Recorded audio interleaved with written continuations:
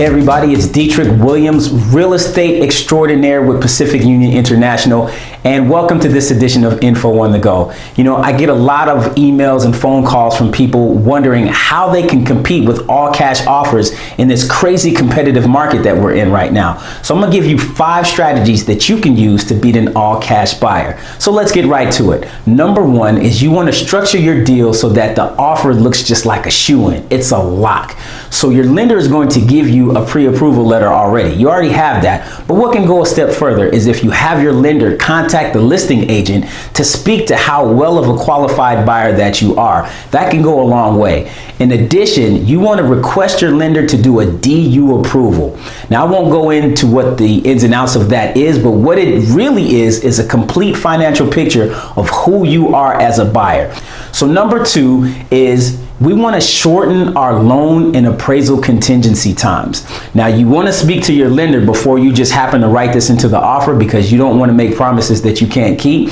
But some lenders are able to do the loan approval process in as short as 2 weeks. The standard in the contract for the RPA is 21 days. So if you can shorten that by another 7 days, that can carry a long way when you're competing with these all cash offers.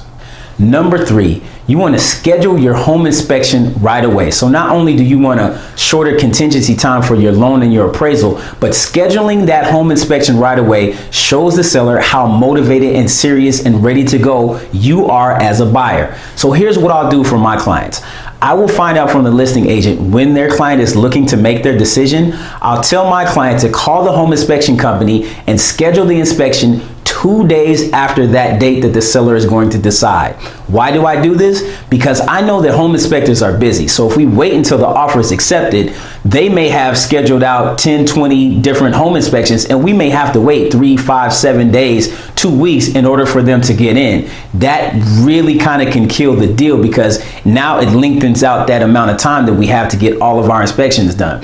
But if we schedule it 2 days after we think they're going to make their decision, we've already got it penciled in. So if we need to reschedule or cancel, no harm, no foul. You've already got it in the books. Number 4, think about paying a little bit extra. So obviously you know what you can afford and you know what you've been pre-approved for. So let's just use an example. So let's say you've been pre-approved for $500,000 and we know that an all cash offer is at the highest and is in at $450,000.